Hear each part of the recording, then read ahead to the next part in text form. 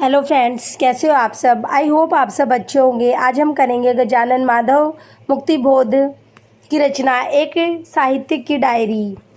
रचना एक साहित्यिक की डायरी, प्रकाशन वर्ष 1964 ईस्वी। रचनाकार गजानन माधव मुक्तिबोध का जन्म 1917 तथा मृत्यु 1964 ईस्वी में हुई। प्रथम संस्करण 1964 ईस्वी, द्वितीय संस्करण 2000 ईस्वी। विधा कथात्मक निबंध संग्रह। यह फंटेसी मनोविश्लेषण, तर्क आदि विविध शैली में रचित है। एक साहित्यिक की डायरी में संकलित कुल 13 निबंध है। नंबर 1, तीसरा क्षण, नवंबर 1958 ईस्वी में वसुधा में प्रकाशित। इसके पात्र है लेखक और केशव। एक लंबी कविता का अंत, सितंबर 1957 ईस्वी में नवलेखन पत्रिका में प्रकाशित। इसके पात्र है लेखक की पत्नी शरद जोशी, अक्षय कुमार। नंबर 3, डबरे पर सूरज का बिंब, सितंबर 1957 ईस्वी में वसुधा पत्रिका में प्रकाशित। इसके पात्र है लेखक वह। नंबर 4, हाशिए पर कुछ नोट्स, अगस्त 1957 ईस्वी में वसुधा में प्रकाशित। इसके पात्र लेखक और लेखक का मित्र। नंबर 5, सड़क को लेकर एक बातचीत, अप्रैल 1957 ईस्वी में वसुधा में प्रकाशित। इसके पात्र लेखक और लेखक का मित्र।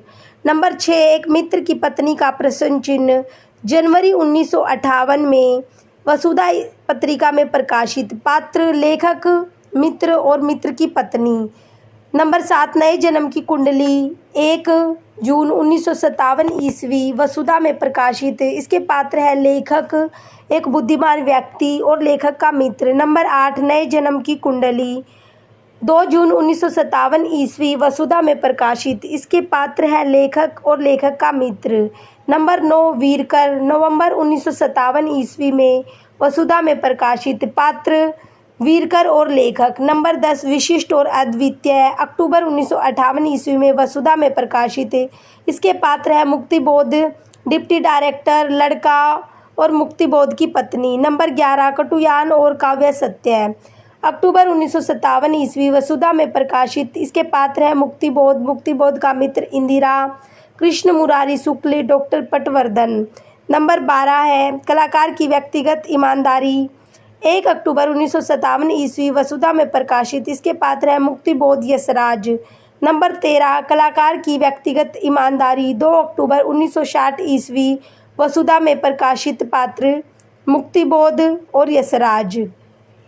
कलाकार की व्यक्तिगत ईमानदारी को स्पष्ट करते हुए कहते हैं, व्यक्तिगत ईमानदारी का अर्थ है जिस अनुपात, जिस मात्रा, जो भाव नया विचार उठा है उसको उसी मात्रा में प्रस्तुत करना। जो भावना विचार जिस स्वरूप को लेकर प्रस्तुत हुआ है उसको उसी स्वरूप में प्रस्तुत करना लेखक का धर्म है। एक साहित्यिक की डायरी के महत्वपूर्ण कथन, मनुष्य का व्यक्तित्व एक गहरा रहस्य है।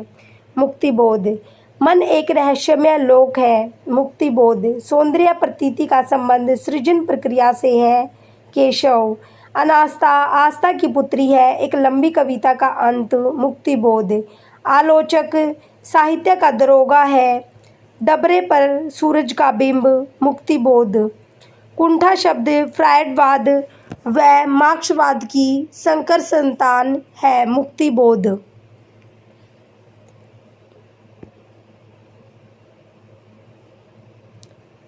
मुक्तिबोध की मृत्यु के पहले श्रीकांत वर्मा ने उनकी केवल एक साहित्यिक की डायरी प्रकाशित की थी, जिसका दूसरा संस्करण भारतीय ज्ञानपीठ से उनकी मृत्यु के 2 महीने बाद प्रकाशित हुआ। एक साहित्यिक की डायरी भारत के प्रसिद्ध प्रगतिशील कवि और हिंदी साहित्य की स्वातंत्र्योत्तर प्रगतिशील काव्यधारा के शीर्ष व्यक्तित्व गजानन माधव मुक्तिबोध द्वारा लिखी गई पुस्तक है। यह पुस्तक भारतीय ज्ञानपीठ द्वारा 25 जून सन 2000 में प्रकाशित की गई थी। हिंदी साहित्य में सर्वाधिक चर्चा के केंद्र में रहने वाले मुक्तिबोध एक कहानीकार होने के साथ ही समीक्षक भी थे। डायरी शब्द एक भ्रम पैदा करता है और यह गलतफहमी भी हो सकती है कि मुक्तिबोध की ये डायरियाँ भी तिथिवार डायरियाँ होंगी, लेकिन वास्तविकता यह है कि एक साहित्य की डायरी केवल उस स्तंभ का नाम है जिसके अंतर्गत समय समय पर मुक्तिबोध को अनेक प्रश्नों पर विचार करने की छूट न केवल संपादन की ओर से बल्कि स्वयं अपनी ओर से भी होती थी। वसुधा के पहले नागपुर के नया खून साप्ताहिक में वह एक साहित्यिक की डायरी स्तंभ के अंतर्गत कभी अर्ध साहित्यिक और कभी गैर साहित्यिक विषयों पर छोटी छोटी टिप्पणियां लिखा करते थे, जो एक अलग संकलन के रूप में प्रकाशन के लिए प्रस्तावित है।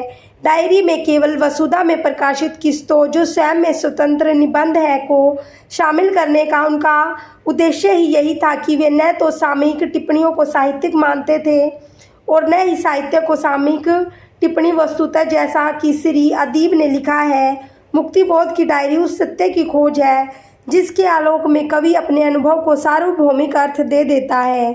मुक्तिबोध की मृत्यु के पहले श्रीकांत ने उनकी केवल एक साहित्यिक की डायरी प्रकाशित की, जिसका दूसरा संस्करण भारतीय पीठ से उनकी मृत्यु के 2 महीने बाद हुआ।